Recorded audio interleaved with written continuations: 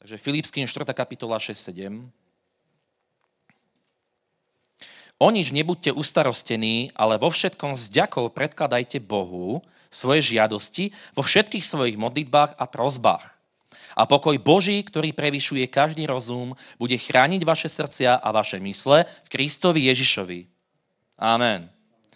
Takže čo ti chcem dnes povedať?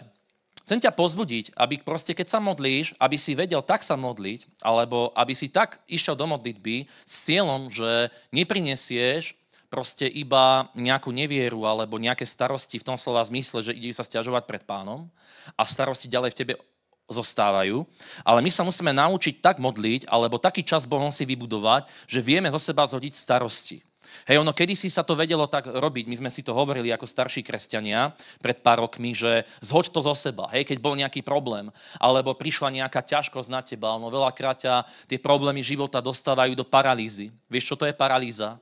To je, keď proste príde nejaká zlá správa a teba to tak ochromí, že sa vykolajíš naozaj z radosti, odíde radosť, odíde životná sila. A ja si toto všímam v posledných časoch. Vravím, že je to troška také zahanbujúce, lebo si všímam veľakrát to, ako nie je to pravidlo a nie je to u všetkých, ale všímam si to, že ako keby niektorí ľudia zo sveta vedeli lepšie sa vysporiadať s problémami života, ako keby vedeli byť taký viac optimistickejší ako ľudia proste v cirkvi, ktorí majú nádej. Rozumieš, ľudia zo sveta nevedia sa pozbudiť, pokiaľ oni samých seba nezdvihnú. Ale my máme Božie slovo, my máme zasľúbenia z Božieho slova, ktoré nás vedia posunúť dopredu. A viete, že som kázal v stredu z knihy Samuelovej o Dávidovi, keď bol v Ciklagu. A my sme si povedali o Ciklagu jednu vec, že teda prišiel Amalek a vykradol Ciklag, spálil Ciklag, zobral Dávidovi a jeho spolupracovníkom alebo spolubojovníkom majetok, ženy, deti, hej, tie veci, ktoré boli v Ciklagu. A potom vidíme neskôr, že Dávid sa dostal do veľkej tiesne kvôli tomu. A niekedy naozaj tvoja duša sa dostáva do tiesne kvôli veciam, ktoré sa ti dejú. Keď príde taký obrazne, hej, hovorím Amalek aj do tvojho života a on príde, hej, lebo je napísané v Božom slove, že náš boj nie je proti krvi a telu, ale proti duchovným mocnostiam, to je jedna vec. A druhá vec, Biblia hovorí o diablovi, že on chodí ako revúci lev, hľadajúc, koho by zožral. A dobrá správa je, a to ti chcem dnes povedať, že ty a ja sa nemusíme nechať zožrať. Povedz, ja sa nemusím nechať zožrať. Amen. A to hovorí písmo a Pavel v liste Efezanom hovorí, že máme si obliecť celú zbroj Božiu. Máme sa posilniť v sile a v moci Pánovej, aby sme v zlý deň vedeli obstáť, lebo teda náš boj nie je proti krvi a telu, povedz, môj boj nie je proti telu a krvu, teda proti telu a krvi, ale proti duchovným mocnostiam. Čo to znamená? Že my nebojujeme s ľuďmi, ale v pozadí života človeka veľakrát sú nejaké duchovné vplyvy. Málo sa o tom hovorí, prečo? Lebo ľudia v toto moc neveria. Málo sa hovorí o démonoch, lebo to človeku znie také, že démoni, že čo to je. Ale démoni naozaj sú. Božie slovo hovorí o démonoch, sú to také proste bytosti, ktoré ničia v pozadí človeka život. My démonov síce nevidíme, ale vidíme ich devastačný vplyv na život človeka. Preto, keď Ježiš prišiel, tak prišiel vyháňať démonov. Všade, kde prišiel vyháňať démonov, ľudia sa čudovali. Aj dokonca farizei sa čudovali. Oni poznali Boha. Hej, a dokonca proste, keď narazili na to, keď Ježiš vyháňal démonov, tak im to prišlo také neprirodzené a povedali, že démonom Belzebubom vyháňa zlých duchov a tak ďalej. Čiže vytvorili si takú ako keby vlastnú teóriu. Ono napríklad, viete, že keď doma máš veľa múch, hej, tak pozor na to, aby si nebol pán múch, vieš, lebo to... Viete, lebo že Belzebub sa prekladá ako pán múch, takže démoni majú radi špinu, neporiadok. A veľakrát aj to, ako človek žije, je odrazom jeho duchovného života, je odrazom jeho osobnosti. Preto proste aj po tej duchovnej stránke je strašne dôležité, aby si mal poriadok v živote, aby si vedel nejakým spôsobom aj takto žiť. Ale nebudem odbáčať. Čo ti chcem povedať je, že diabol je reálny. Hej, démoni sú skutoční a veľakrát stoja za skazami v tvojom a mojom živote. Ale Ježiš prišiel preto, aby dal slobodu. Prišiel preto, aby nám dal moc nad démonmi. Túto moc nemáme sami zo seba, ale túto moc máme v mene Ježiš a táto moc môže byť aj v tvojom živote prítomná. Je chyba, keď proste v našej kultúre sa hovorí o tom, že exorcizmus alebo vyháňanie démonov môžu robiť iba kňazi. Nie je to pravda. Božie slovo hovorí, že tí, ktorí uveria, to je Marek 16:17, tak ich budú sprevádať znamenia a divy. A hneď na začiatku je napísaná prvá vec. Prvé zasľúbenie Ježiš dal. A v mojom mene budete vyháňať démonov. Povedz, v mojom mene, v Ježišovom mene, budem vyháňať démonov. Amen. A možno sa pýta, že ako to môžem robiť. Nikdy som to nerobil. Tak pozri sa, Ježíš hovorí úplne jednoducho. Hej, ty mu musíš odozdať svoj život. A pokiaľ chceš, aby sa tebe, alebo pokiaľ chceme, aby sa nám podávali tie demonické bytosti, alebo proste tie sily negatívne v pozadí života človeka, tak musíme chápať jednu vec. Že oni nám budú poddané iba vtedy, keď my sme poddaní Ježišovi. Lebo moc Kristova v našom živote pôsobí iba vtedy, keď my sme poddaní Bohu. Ak nie sme poslušní jeho slovu, ak nie sme poddaní Bohu, jeho moc nebude v našom živote a tvoj život budú rozoberať démoni. Preto je strašne dôležité to, čo hovorí aj písmo, keď čítame veľakrát, a toto radi čítajú kresťania obzvlášť, ale veľakrát tú vetu rozpolia. Oni prečítajú, že vzoprite sa diablovi pevný vo viere a utečie od vás. To je také víťazné, že, keď to povieme, ale predtým tá veta začína tým a poddajte sa Bohu. Amen? Poddať sa Bohu znamená pokoriť sa pred Pánom. Uznať proste tú svoju človečinu, uznať proste to, že bez Boha som nikto, neviem ísť vlastnej sily, lebo toto je to, čo dnes ľudia hovoria, že ja nepotrebujem Boha, ja nepotrebujem cirkev, ja nepotrebujem nikoho, ja som dosť inteligentný a múdry na to, aby som vedel viesť nejako svoj život. Ale potom si vezmi, že veľakrát sa toto stane, že narazíš v živote na určité mantinely alebo na určité situácie, kde zistíš, že si slabý na to, aby si tým prešiel sám a znova ťa to dostane do situácie, ako to Jonáša dostalo do brucha veľryby, že jednoducho sa tam uvedomil a začal kričať k Bohu, Bože, ja ťa potrebujem, chcem ti byť poslušný. Lebo vydal sa vlastnou cestou a svojvôľa veľakrát toto priniesie do života človeka, že človek začne byť pyšný a začne rozmýšľať o sebe tak vysoko, že zrazu narazíš a zistíš, že naozaj nevieš ísť vo vlastnej sile. Ale naozaj Boha potrebuješ. Potrebuješ sa v ňom posilniť. Potrebuješ s ním ísť. Potrebuješ sa naučiť v Pánovej prítomnosti zhodiť zo seba všetky problémy, všetky tie ťarchy, ktoré človek má. A toto je veľmi dôležité, aby sme sa naučili robiť, lebo vravím, že bez Božej moci sa to nedá. Musí byť prítomná Božia moc v našom živote. A Božia moc je skutočná. Povedz, Božia moc je skutočná. Amen. Lebo napríklad aj v 15. kapitole Jánovho evanjelia hovorí Ježiš, hovorí pripodobne učeníkov, alebo tí, ktorí ho nasledujú, k ratolestiam, ktoré sú ako keby vo vinnom kmene štepené. On hovorí, že on je vinný kmeň a my sme ratolesti. Že tak, ako ani odlomená ratoles nemôže rodiť ovocie sama zo seba, iba ak ostáva na vinnom kmeni, tak ani my nevieme niesť ovocie sami zo seba. Iba ak ostávame vo vinnom kmeni. Čiže Ježiš je vinný kmeň. Hej, teraz kážem nejaké také základy, lebo sú tu aj noví ľudia a chcel by som vám odozdať tieto princípy, tieto základy, takže už teraz máme biblickú školu. Hej. Vrátim sa aj tejto téme, ale chcem vám vysvetliť určité veci, ako to funguje. Hej, čiže je veľmi dôležité, aby si pochopil jednu vec, že s Bohom vieme mať vzťah. Ty vieš mať s Ježišom vzťah a tento vzťah vieš mať skrze modlitbu, nie skrze modlitbu Otče náš iba. Lebo v tej modlitbe Otče náš je strašne veľa vecí a teraz mi idú základy úplne, že čo by som všetko vedel teraz hovoriť. Takže škoda, že máme iba hodinku. Ale pozri sa, lebo my v dnešnej kultúre na Slovensku veľakrát je to tak, že ľudia sa pomodlia iba modlitbu Otče náš, ale nechápu jednu vec, že Boh od nás vyžaduje nie to, aby sme rabkali do kolečka stále tie isté vety. Lebo aj v tej modlitbe Otče náš každá jedna veta v tej modlitbe má význam a ty ju môžeš ako keby rozvíjať vlastnou inšpiráciou, vlastnými slovami. Keď je napísané hneď na začiatku, keď Ježiš učí o tej modlitbe, lebo kážem teda o tom, ako sa posilniť Bohu. Hej, Dávid sa vedel posilniť Bohu, keď sa dostal do súženia.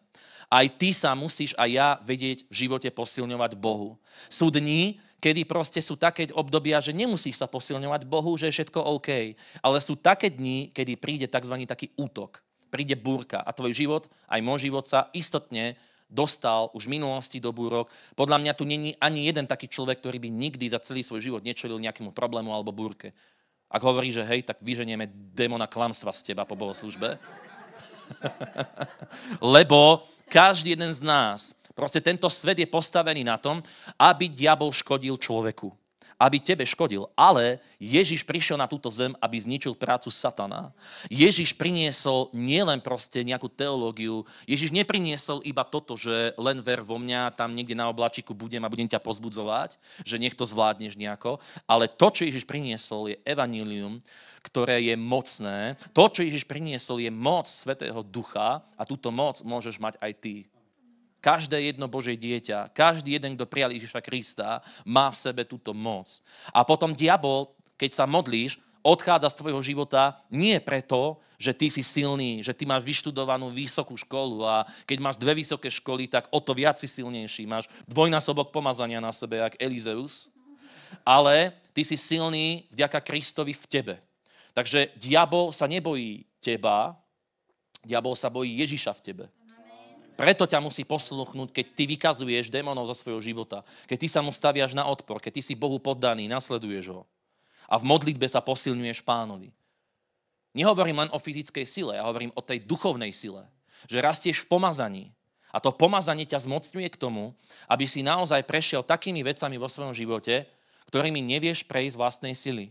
Ja by som mohol hovoriť x svedectiev, ako ja som prešiel vecami, kde som si myslel, že je to moja konečná. Že cez toto ja sa nedostanem a stojím tu so svedectvami. Proste Boh úžasné veci urobil v mojom živote vtedy, keď ja som prišiel ku nemu a naučil som sa hodiť na neho svoje starosti. Naučil som sa nestarostiť. Naučil som sa žiť bez strachu z toho, čo príde a ako prejdem vecami. Aj keď sú niekedy ťažké obdobia a poviem ti, že ani ja nie som dokonalý, vždycky aj mňa určité veci vedia vykolajiť alebo rozkývať, tak ako aj Dávid bol v tom stave. Lebo my vidíme, prišiel do Cyklagu, možno mal takú mentalitu víťazstva, bol dobre naladený, ale potom, keď videl Cyklak vypálený, hej, že mu zobrali deti, ženy, hej, aj proste ženy, deti, majetok jeho družiny, tak vidí, že do akej tiesne sa dostali oni všetci. Dokonca chceli ukameňovať Dávida, obviniť jeho za ich problémy. Za tú celú situáciu, ktorú ani Dávid nespôsobil. A taký je človek, že miesto toho, aby sa išiel posilniť Bohu, tak srdce zahorkne, a obvinuješ ľudí okolo seba. Hľadáš vinníka, hľadáš proste niekoho, kto za to môže. Ale ja ti poviem, nestrácaj týmto čas. Hľadaj Boha, posilni sa v ňom, aby v ňom bola tá sila v tebe. Preto, keď tu hovorí Pavel Filipským, o nič nebuďte ustarostení, ale vo všetkom vzďakou predkladajte Bohu svoje žiadosti vo všetkých svojich modlitbách a prosbách a pokoj Boží, a pokoj Boží, ktorý prevyšuje každý rozum, bude chrániť moje srdce a moju myseľ Kristovi Ježišovi. Toto je cieľ, priatelia. Je to fakt obrovské tajomstvo, proste Božia prítomnosť celkovo. Čo to je? Hej, človek povie, je to Božia sláva. Dobre, čo je Božia sláva? My poznáme tie definície, hej, z Biblie, proste Božia sláva, šekina a tak ďalej. Ale čo to je šekina? Čo to je Božia sláva? Hej, keby sme mali nejako proste to pomenovať alebo charakterizovať, čo to je Božia prítomnosť alebo čo to je Božia sláva, tak by sme mohli povedať to, že Božia sláva je to, čo robí Boha Bohom. Ale koniec koncov, nech čokoľvek povieme, tak to nevystihne tú Božiu slávu a úroveň tej veľkosti, ktorá je v tomto ukrytá, o čom sa bavíme. Je to obrovské tajomstvo, nevieme to vysvetliť, nevieme to opísať dostatočne na to, aby to naozaj vystihlo Pánovú moc a jeho veľkosť, lebo on je veľký, on je obrovský, je úžasný, je svätý.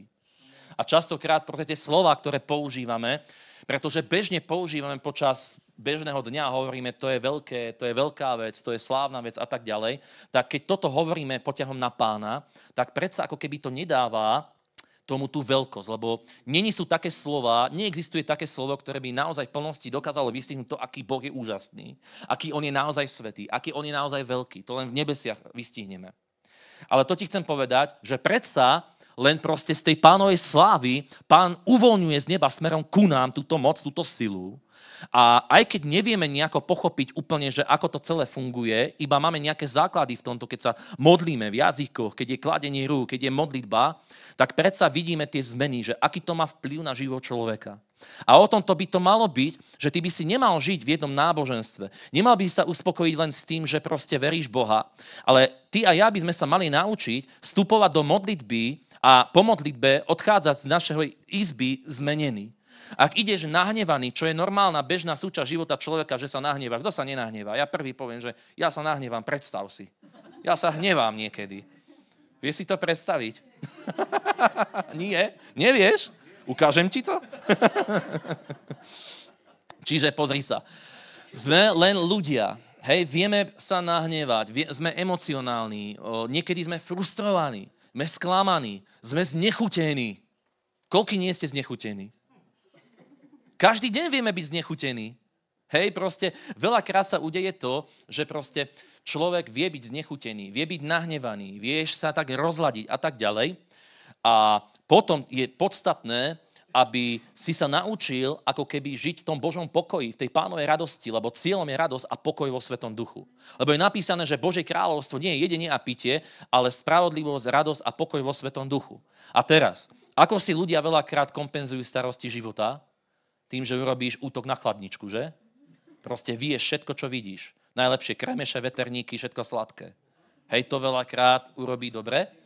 Ale písmo hovorí, že Božie kráľovstvo nie je jedenie a pitie, ale radosť a pokoj vo Svetom duchu.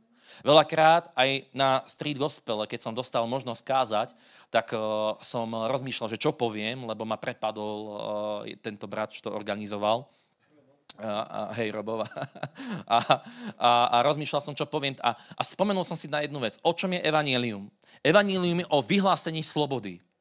A spomenul som si na to, ako americký prezident Abraham Lincoln, viete, že vlastne zaviedol tú deklaráciu zrovnoprávnenia, aby proste otroci neboli otrokmi, ale aby boli slobodnými. Viete, že pracovali na plantážach, každý otrok mal svojho pána, bol podriadený, musel pracovať. Pán sa o neho staral, živil ho, ale nebol slobodný. A dnes sú ľudia, ktorí si myslia, že sú slobodní, ale pritom sú otrokmi drog, sú otrokmi alkoholu, sú otrokmi depresií. Majú túto slobodu, možno nad nimi není žiaden takýto nejaký pán, ktorý by ho vyhnal na pole robiť, hej? Ale pritom sú to ľudia, ktorí žijú v otroctve. Otroctve hriechov, otroctve alkoholu, otroctve drog, otrokom toxických vzťahov napríklad, utláčania, manipulácie. Sú to otroci, ktorí proste si myslia naveľno, že sú slobodní. A ja ti chcem povedať jednu vec. Abraham Lincoln potom, keď vydal túto deklaráciu zrovnoprávnenia, tak táto správa sa začala niesť napriek kontinentom do Južnej Ameriky, aby proste títo ľudia, títo otroci už nemuseli ďalej pracovať, ale aby sa dozvedeli dobrú správu. Že jednoducho je tu deklarácia, ktorá hovorí o tom, že otrok môže byť slobodný. Už nemusíte byť v otroctve.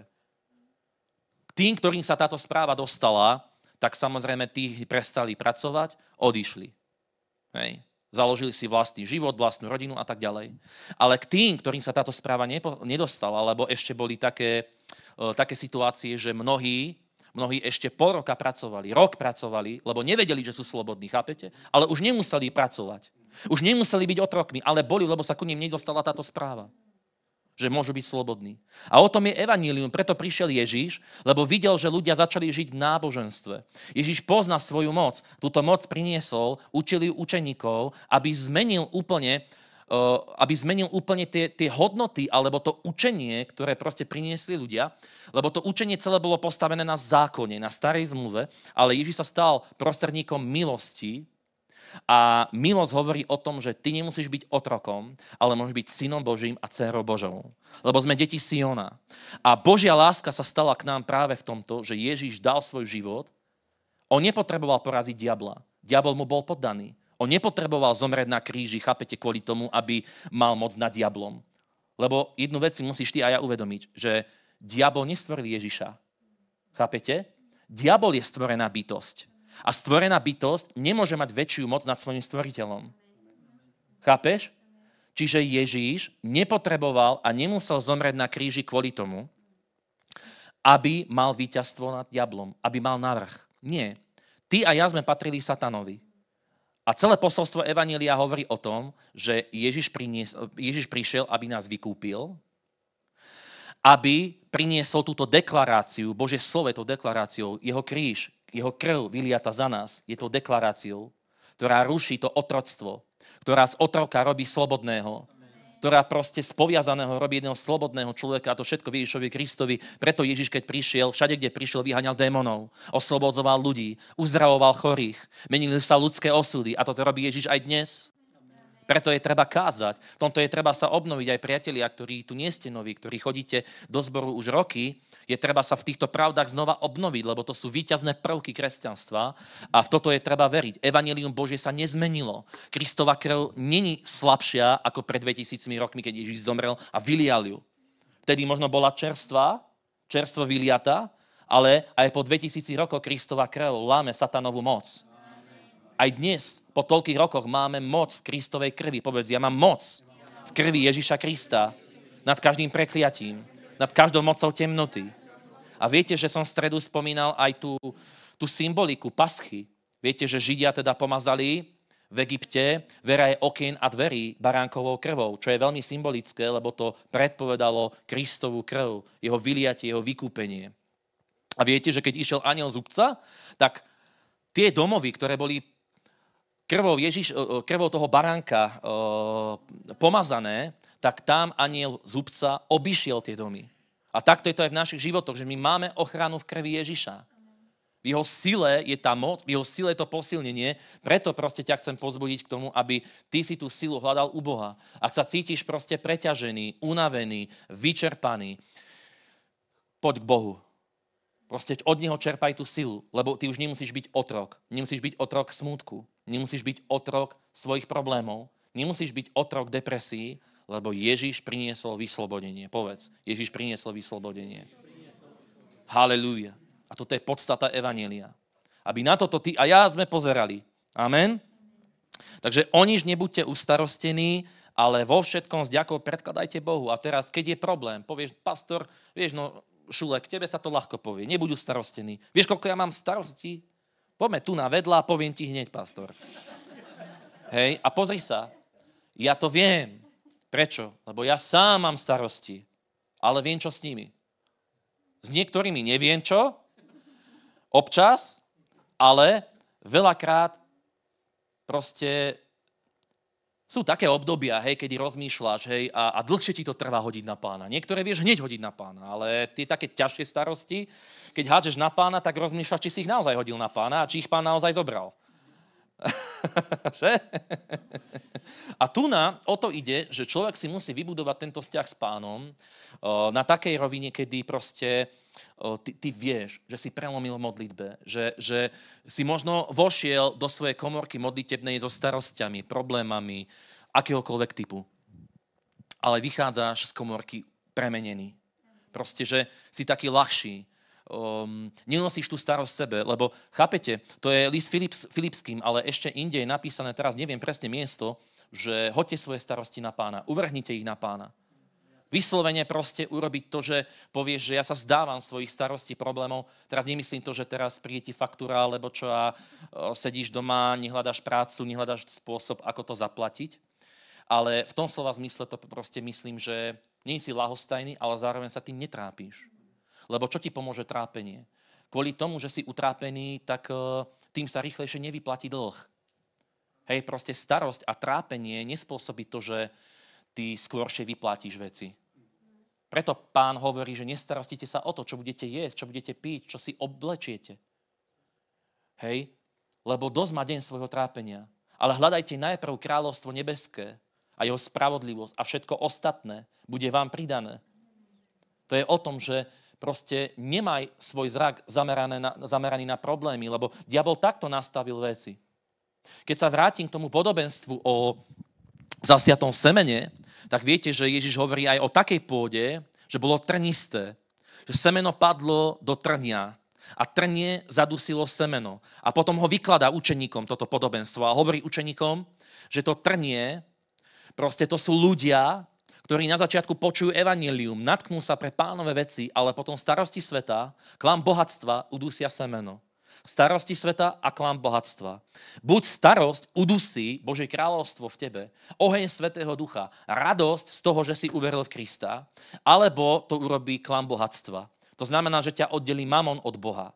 A viete, že mamon je babylonský boh práce a keď človek pozoruje na prosperitu príliš, než by mal, tým nehovorím, že nemáš hľadať spôsob, ako sa dostať vo financiách ďalej. Ale hovorím o tom, že túžba po peniazoch nesmie proste byť na úkor túžby po Bohu.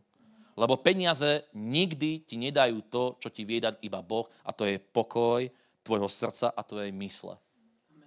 Lebo ja ti poviem jednu vec. Naozaj, môžeš mať aj 5 miliónov dolárov na účte a môžeš mať taký nepokoj z toho, že to tam máš, že budeš hotový, že o to prídeš, chápeš? Proste, lebo niektorí ľudia, ktorí to majú, sa zasa boja o to, že o to prídu. Chápeš? Proste. Čiže aj keď zbohatneš, tak nemusíš mať ten pokoj. Preto proste tá plná dôvera, cieľom evanília je, aby si bol s Bohom, aby tú dôveru a ten základ si mal v Kristovi. Amen. A Filip hovorí, o nič nebuďte ustarostení, ale vo všetkom s ďakou predkladajte Bohu svoje žiadosti. Takže čo sa ty a ja musíme naučiť robiť? Doma, keď si, oddiel sa od rodiny, od detí, od manželského partnera a chod si riešiť svoj vnútorný duchovný stav. Obzvlášť, keď vieš, že si zaťažený stresom, bremenami, tlakmi, zodpovednosťou. A ja to chápem napríklad, aj ja potrebujem zaopatriť moju rodinu, ide mi o budúcnosť mojich detí, čiže sú rôzne starosti, ktoré som nepoznal v minulosti, keď som žil iba sám. Zistil som jedného dňa, keď som sa teda oženil zrazu, že už sa nezobúdzam v posteli sám, ale že nejaký tvor vedľa mňa je nový. Proste a zrazu človek zistí, že není jeden, ale sú dvaja. Z dvoch potom je multiplikácia, proste niečo malé to behá, kade, tade, skáče to, je to furt, proste kyseliny máš doma. Hej? Fakt, proste my spravíme nákup, dosť veľký nákup, za deň to zjedie, ja to nechápem. Ja tomu nerozumiem, ja to budem dávkovať normálne asi. Čiže a to ešte puberte nie sú presne. Čiže stále nejaké starosti a snažím sa ťa dostať k tomuto. Počuj, ja nejdem hovoriť o tom, aký je život ťažký. Ja ťa nechcem dať do väčšej depresie, nech si prišiel. Hej? Ja iba hovorím o jednej veci. Že život je taký a ani iný nebude. Preto sa treba proste ako keby zamýšľať nad týmto, že čo idem s tým robiť ďalej. A vieme, že sťažovanie, reptanie a frflanie ti nepomôže. Ani nadávanie na Fica, že zvýhol DPH-čku. Hej, že všetko zdražilo a tak ďalej. To chcem povedať, že pozri sa. Čomu ťa chcem ako keby dostať alebo nasmerovať teba aj seba. Sú problémy, sú starosti. Diabol má plán ničiť tvoj život, dostať ťa do otroctva. Dokonca diabol chce presne, aby si bol v tom stave ako niektorí tí otroci. Lebo aj to som čítal napríklad, keď som si študoval tú históriu, že niektorým sa aj dostala tá správa od Abrahama Lincolna, že môžu byť slobodní, ale oni nad tým mávli rukou tí otroci a povedali, také niečo sa určite nestalo. Kto by mohol takéto niečo zaviesť, že zrazu proste, však koľko je roky my, otroci čierni, proste sme tu pracovali a zrazu by to niekto zrušil. No určite. Neverili tomu. A takto isto môžeš aj ty žiť. Roky môžeš chodiť do cirkvi a môžeš byť stále otrok svojich problémov. Môžeš byť stále otrok depresie, lebo si neuchopil podstatu evanjelia. Lebo si sa nenaučil používať Božiu moc. Lebo si sa nenaučil vierou a skrze pomazanie vytlačať zo svojho života tie starosti a problémy, ktoré ťa poväzujú. A pritom v tom nemusíš byť. Vôbec sa nemusíš trápiť. Vôbec nemusíš byť prázdny. Vôbec nemusíš byť v depresii. Vôbec nemusíš žiť v chorobách, lebo Kristus Ježiš na kríži vydobil pre teba víťazstvo. Povedz, Ježiš Kristus pre mňa vydobil víťazstvo. Toto víťazstvo máme naozaj skrze jeho obeť. Prosím ťa, poď do Izajaša. Otvor si 53. kapitolu. Halelúja. Toto je tzv. Srdce evanielia, srdce Biblie. Prečo? Pretože to ukazuje na jedno proroctvo, ktoré sa naplnilo. Takisto ako na paschu. Viete, že tá pascha prebehla v určitej ako keby kontúre alebo v nejakej takej symbolike. Bolo to o pomazaní veraje okien a dverí baránkovou krvou. Na paschu sa to udialo. A viete, že Ján Krstiteľ, keď Ježiš išiel okolo neho, tak Ján Krstiteľ nazval Ježiša, že to je baránok Boží, ktorý sníma hriech sveta. Dal proroctvo na Ježiša, aj keď Ježiš ešte nebol na kríži. Mnohé veci v Biblii poukazujú na Kristovú obed, na to, že on je ten, aj spievame tie chvály, hej, on je ten svätý Boží baránok, hej. A to sú úžasné pravdy, na ktoré keď ty pozeráš v problémoch, toto ťa drží v tej stabilite, to ťa drží nad vodou. Rozumieš ma? A dnes sa nekáže plné evanílium. Dnes proste sú mnohé kresťanské kruhy, ktoré proste kážu iba to, že urob si birmovku sviatosti a tak ďalej, ale čo z toho? Žiadna moc v tvojom živote není z toho. Lebo to není o tých tradíciách, to není o naplnení určitých nejakých dogiem alebo náboženských ceremónií a tradícií, ale je to o Kristovom kríži. O tom, o tej otázke, že čo ty si urobil s Kristom, s jeho obeťou, ako z tohoto ty čerpáš. Vieš, niekto si dá krížik na stenu, niekto si dá krížik do auta. Ale aká je zmena v tomto? V tom není zmena, že to máš proste, je to symbol, dáš si to, hej, ale to je matéria. Ty nemôžeš pozerať sama o sebe proste na tú matériu, hej, mám krížik, držím ho v ruke a molím furt proste toto, jak sa to volá? No, patričky. Alebo ruženec. To není o tom, že sa toho dotkneš. Vieš, modly celkovo si urobil aj Áron s Izraelom kvôli tomu, že oni boli zvyknutí na to v Egypte. Že jednoducho oni chceli vidieť podobu Boha.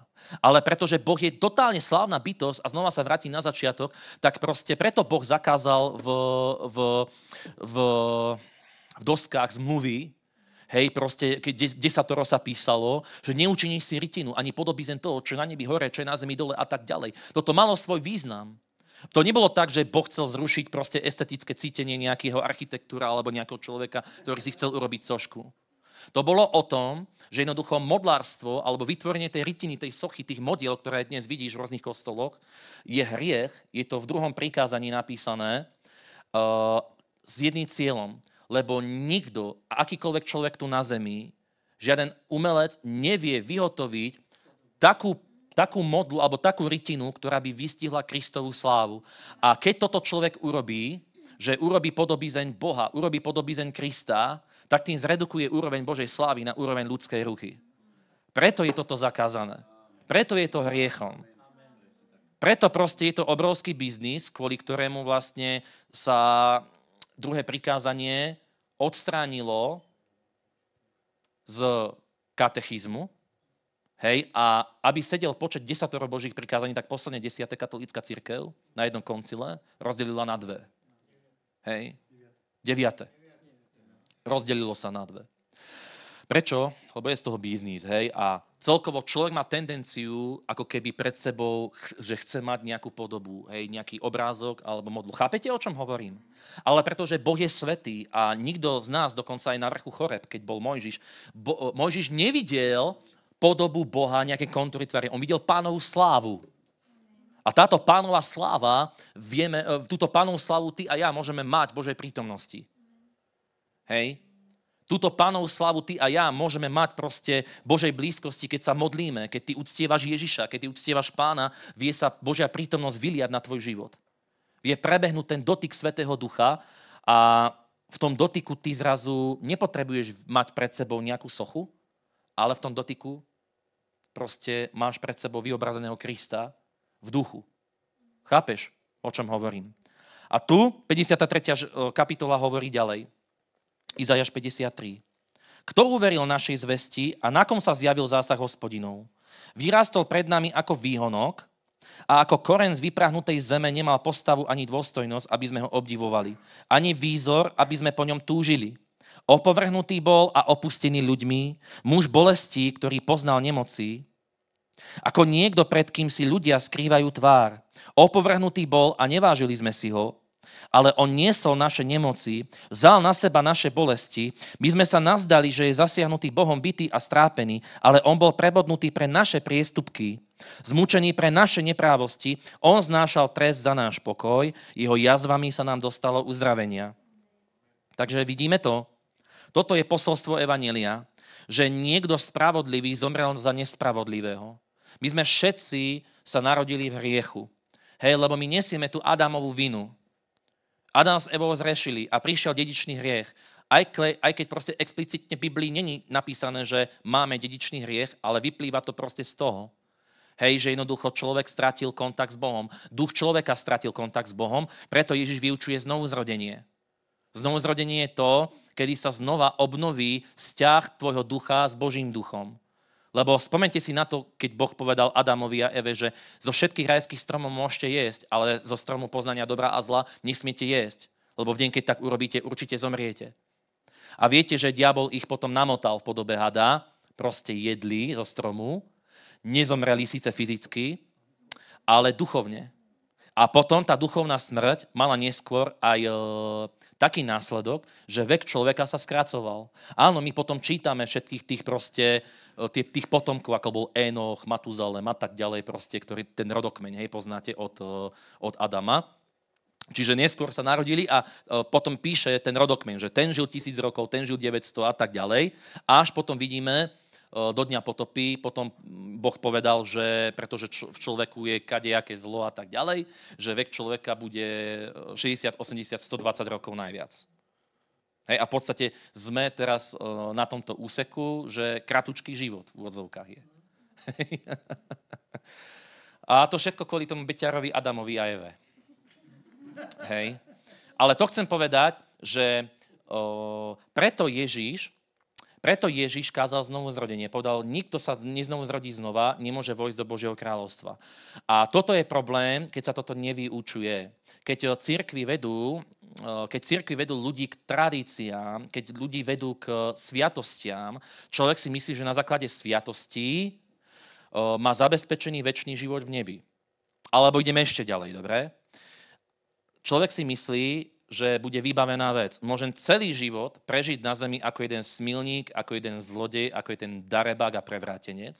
Veď mám rodinu, ktorá je bohatá a určite tých 1000 eur, keď zomriem, moje deti prinesú za mňa do kasičky, hej, aby proste za mňa farár urobil omšu, mysliac si, že jedna omša vyrieši všetko.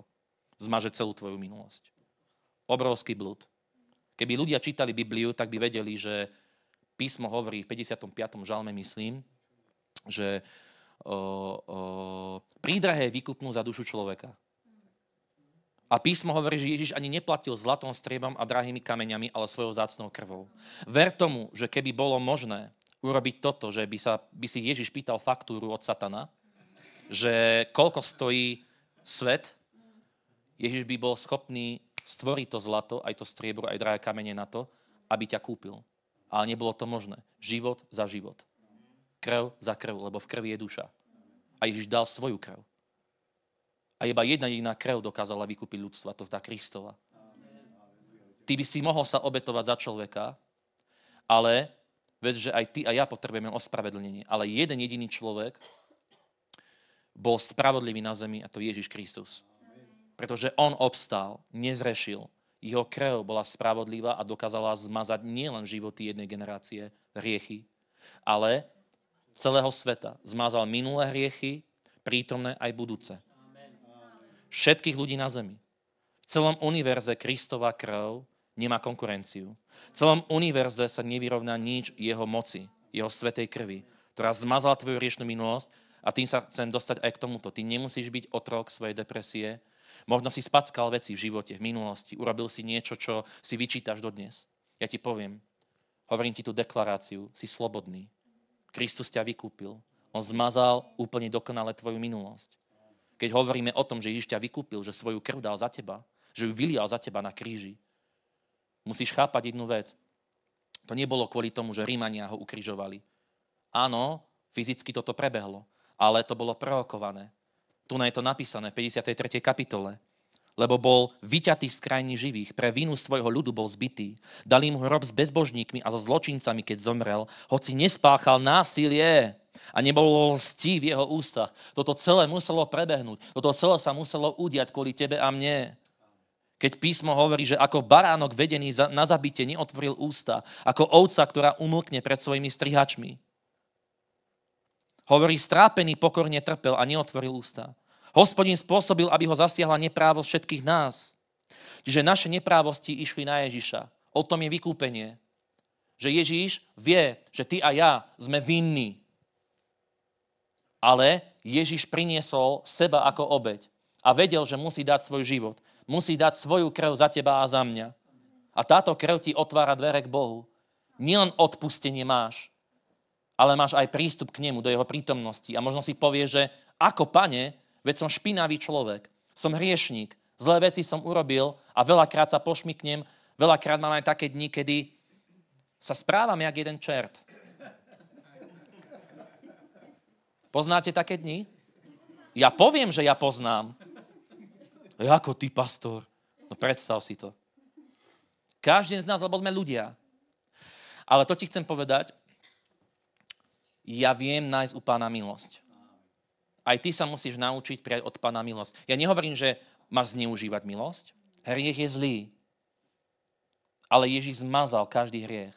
Písmo hovorí, že keď k nemu prídeš a vyznáš svoj hriech, Pán ti odpustí, lebo ťa miluje. Toto je milosť. Milosť není suma práce. Není to proste, není to výplata za prácu. Chápeš? Milosť je niečo, čo sa Boh rozhodol tebe a mne dať, preto, lebo ťa miluje. A rozhodol sa odpustiť ti. Haleluja. Toto je mocná vec. Preto písmo hovorí aj o tomto, že ten pokoj, ty musíš nájsť aj pokoj, aj z toho pokoj maj, že ty sa nemusíš báť smrti.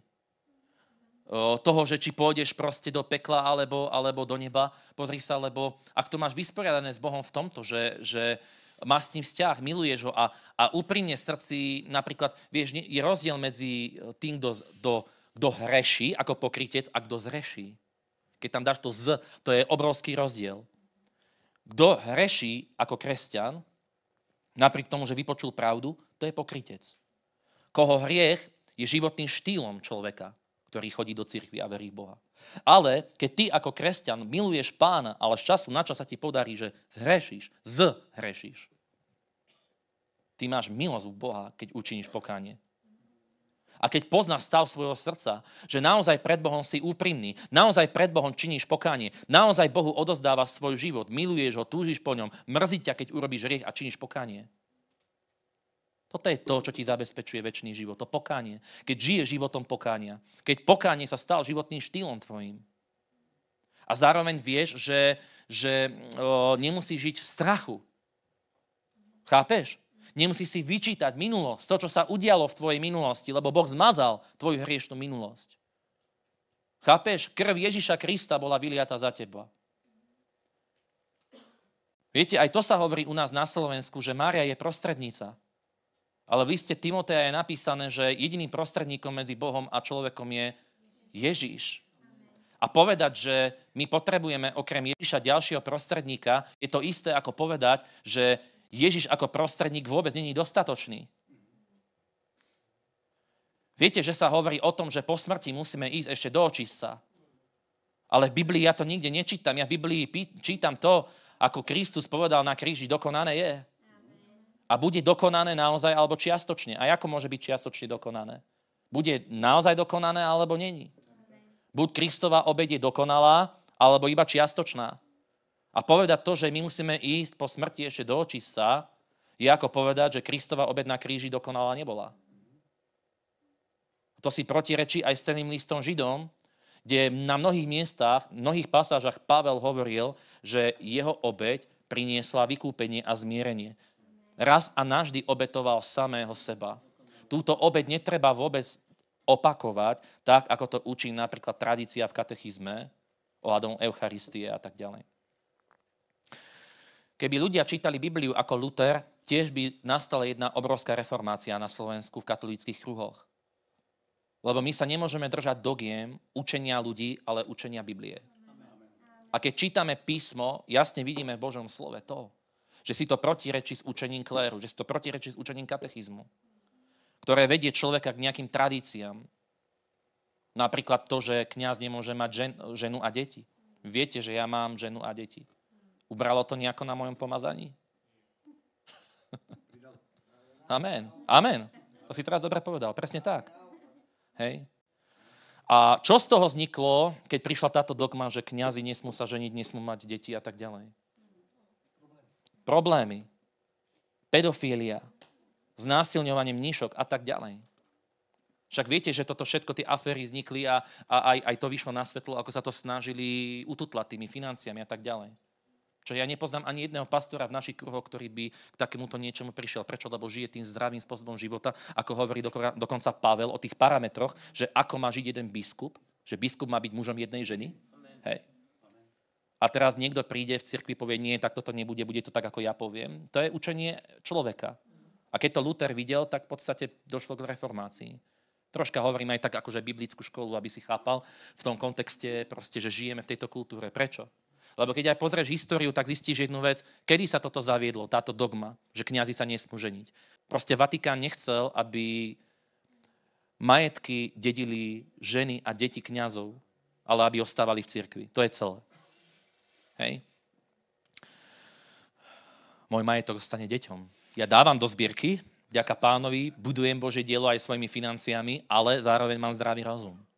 Pokiaľ mi Svätý Duch nepovie, hej, že mám proste požehnať nejako cirkev, ale Boh určite nebude žiadať proste každého o to, aby takýmto nejakým spôsobom ako Ananiáš, ale Barnabáš predal svoj pozemok a celú utrženú čiastku priniesol apoštolom k nohám.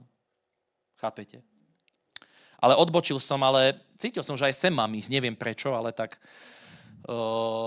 aby sme chápali kontext celkovo proste toho všetkého, čo teda, o čom je evanjelium, aby si nebol otrok tradícií, aby si nebol otrok názorov človeka, aby si nebol otrok nejakých pravidiel, otrok emócií, otrok hriechov a tak ďalej, ale aby si na evanjelium pozeral, čo Ježiš urobil pre teba, že vyniesol tvoje a moje hriechy na kríž Golgoty a jeho krv bola dokonalá. Ona bola vyliata za teba a keď činíš pokánie, písmo hovorí, že všetky hriechy sú ti odpustené.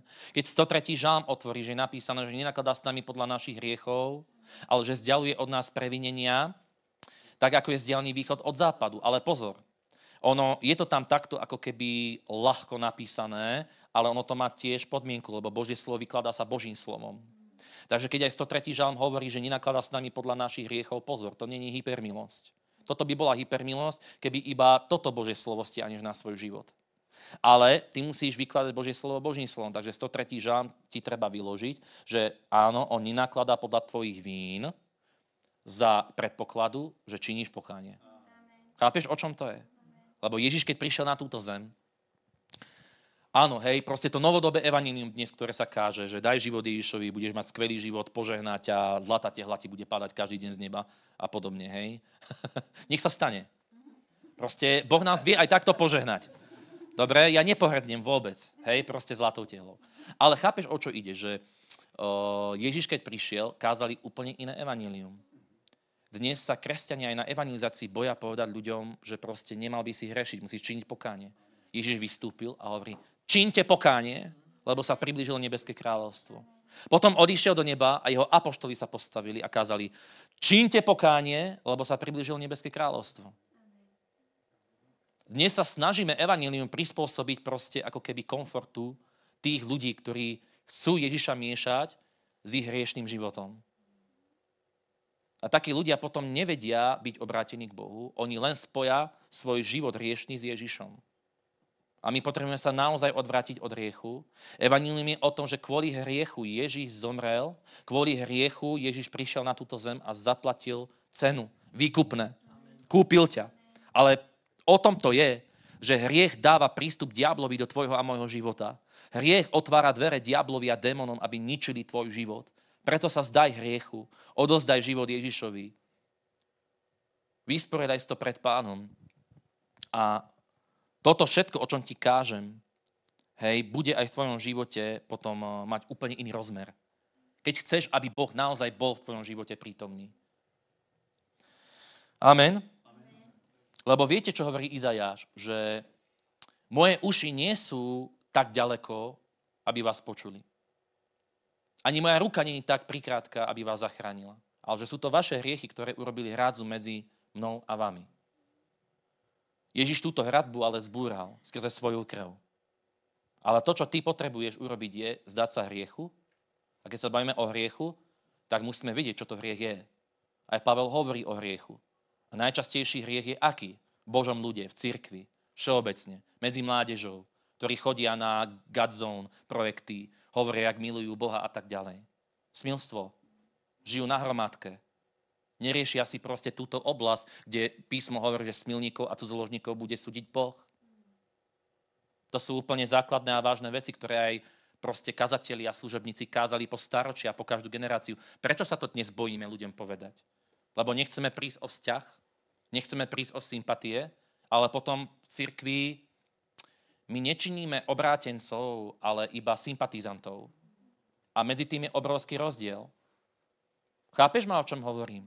To není cieľ, že dať človeka nejako dole, alebo sundať ho dáko, ale rozumieš, buď si sa rozhodol Ježiša nasledovať naozaj, alebo iba tak povrchne.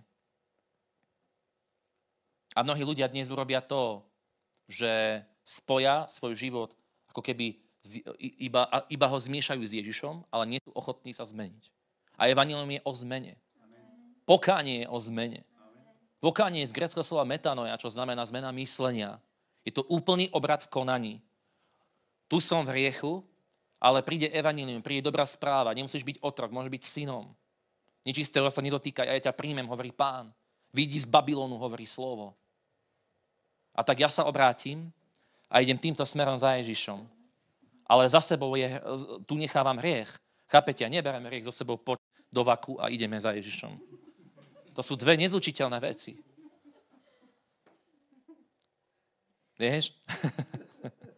A ty sa musíš naozaj rozhodnúť, že čo ty chceš. Chceš naozaj Ježiša vo svojom živote? Ja ho chcem. A keď Biblia hovorí, že sa mám niečo vzdať, tak sa vzdám. Poslednú vec, ktorú poviem, alebo predposlednú. Vravel som, že pol hodinu sa budeme postiť, takže 15 minút ešte postíme, dobre? 10, uvidíme. Pozri sa. 15 rokov sa pohybujem úplne že aktívne v cirkvi.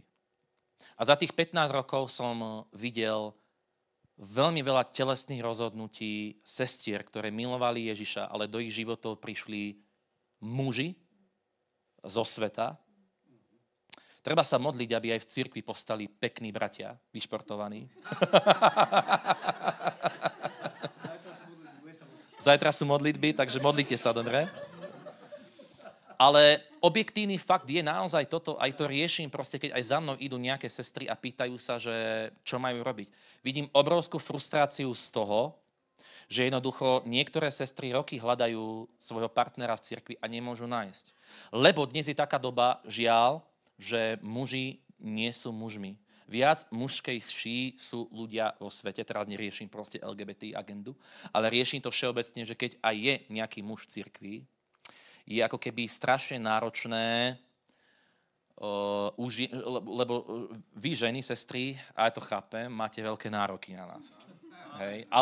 Ale vďaka Bohu, hej? Lebo to len ukazuje ten kontrast, že za tú dobu, ja neviem, či je to tým, že chýba fakt buzerplac, vojna, že chlapi prestali na vojnu chodiť, hej? Že nemajú určitú disciplínu a tak, hej? A ďakýve. Ale chápete, kam mierim? Že je to celé o tom, že muži dnes nezastávajú tú úlohu, ktorú majú ako muži zastávať. Nielen v cirkvi, ale aj v rodinách, vo vzťahoch. Nie, že muž balí ženu, ale žena balí muža. V cirkvi, hej. A vo svete ešte sú chlapí ako tak celkom normálnejší. A potom proste táto sestra, keď sa pohybuje kade tade, po práci. Muži vo svete sú smelší, aj osloviť, pozvať na rande a tam to máš.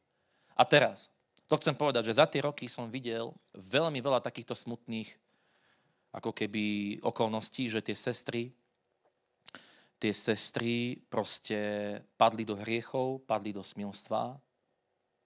A ja ti poviem jednu vec. Ja nevidím do tvojej domácnosti, do tvojho života, aj vy, ktorí budete pozerať. Poviem ti jednu vec. Nech by si stretol aj ale to aj sestrám hovorím, hej, aj mužom. Brat, ak by si stretol akúkoľvek peknú ženu, ktorá by ťa priviedla k smilstvu, alebo sestra, ak by si stretla akéhokoľvek muža, ktorý by ťa viedol k smilstvu. Nech by bol akokoľvek pekný, akokoľvek príťažlivý. Nestojí za to, aby to do tvoj život dostalo do pekla. Nestojí to za to. Toto si vyrieš. To nestojí za to, radšej sa zoberte. Preto to Pavel hovorí, že aby si sa vyhli smilstvu, tak nech má každý muž svoju ženu. Preto to celé je. Chápete?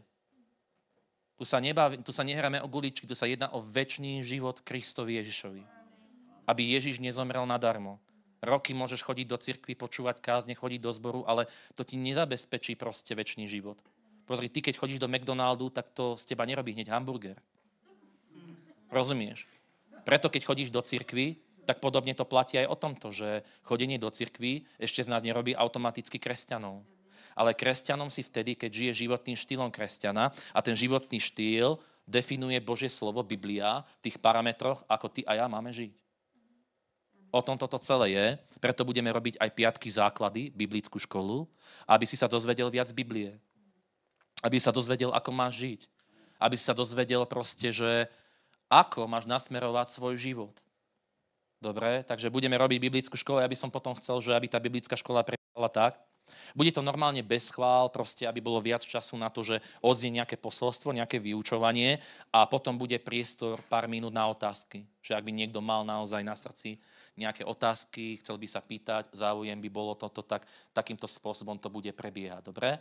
Ale dnes som chcel túto kázeň, možno som nekázal to, čo som úplne chcel, ale cítil som to tak, že mám to tak širokospektrálne zobrať z tohto uhla pohľadu, ale podstata je, čo som ti chcel povedať, že nemusíš byť otrokom, lebo Ježíš zomrel za teba, zničil satanovú moc nad tvojim životom a preto neostávaj v tom. Vravel som, niektorí otroci tomu neuverili a preto ďalej pracovali na svojich plantážach a pritom už nemuseli.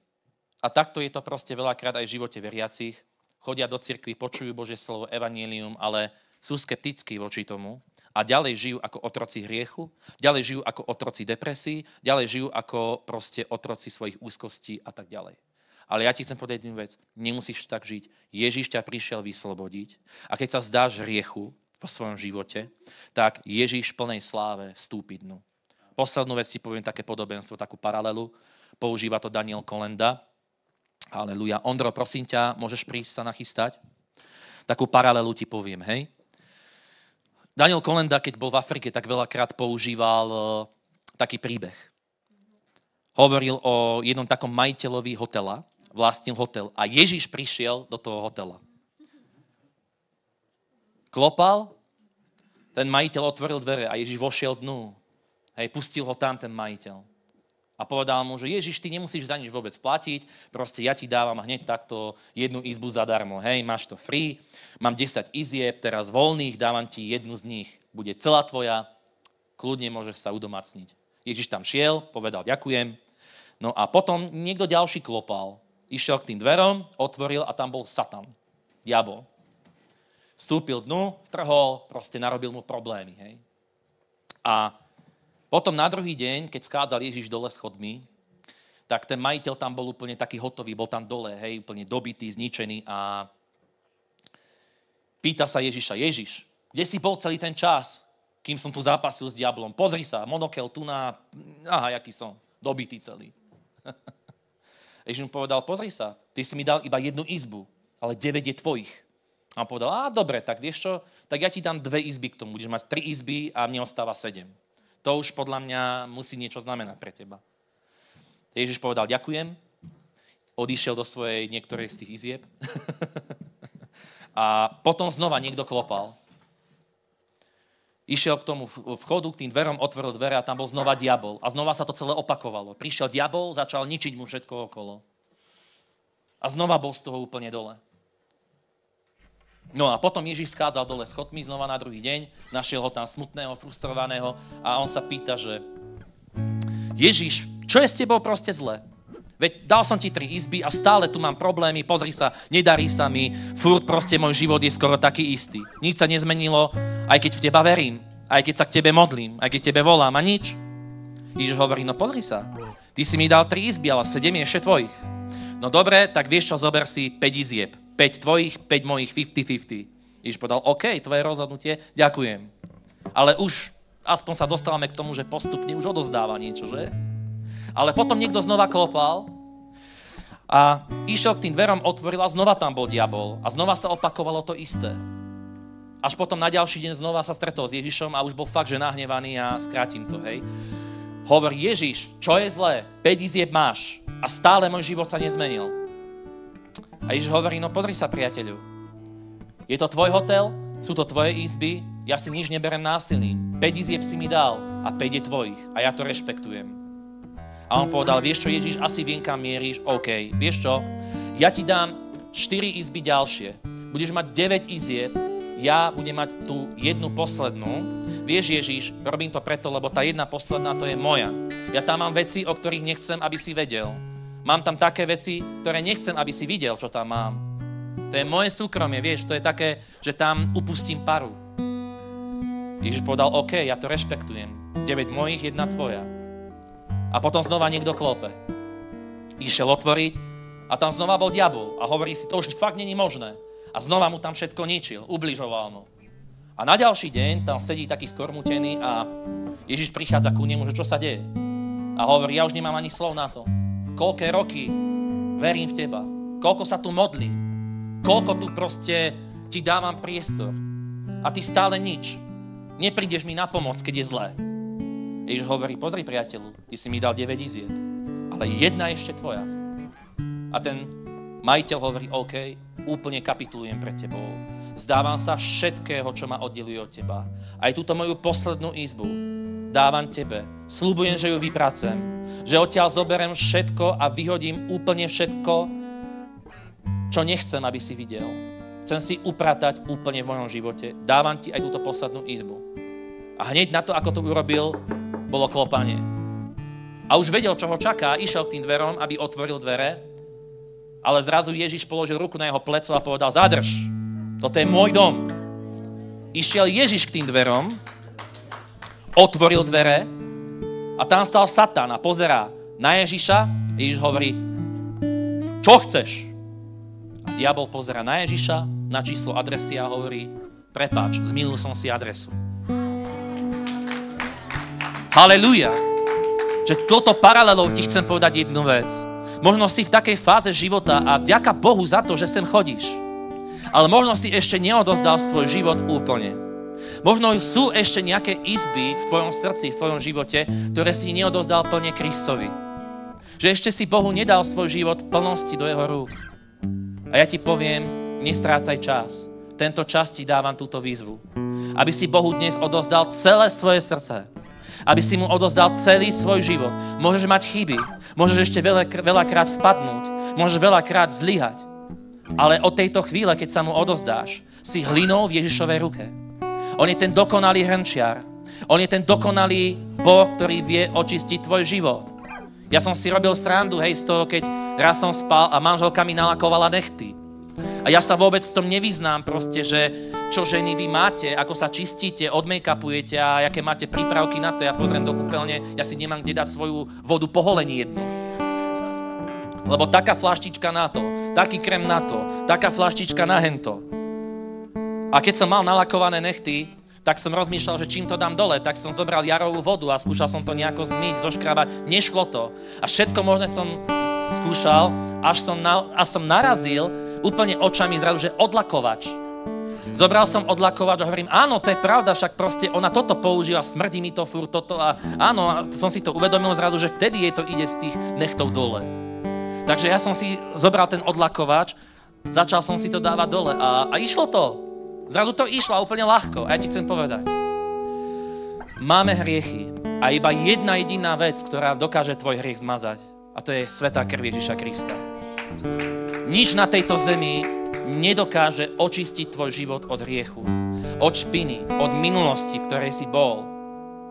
A v nej si bol kvôli diablovi, lebo ťa oklamal. Ale prišiel Kristus, pravda. Ježiš je pravda, je cesta, pravda a život, on hovorí. A kto spozná pravdu, pravda ho oslobodí a ja ti chcem túto pravdu povedať. Ježiš ťa miluje. On rešpektuje tvoj život. On klope na dvere tvojho srdca, ako je napísané. Ja stojím pri dverách a klopem. Ak niekto počuje môj hlas a otvorí dvere, ja vojdem k nemu a budem stolovať s ním. Ale tá kľúčka je z tvojej strany. On nepríde na silu ku tebe. Ty si ten, ktorý otváraš. Ty si ten, ktorý Ježišovi hovoríš, áno, pane, ja ti dnes dávam tú poslednú miestnosť. Kto to chce urobiť dnes? Halelúja. Prosím ťa, vstaň.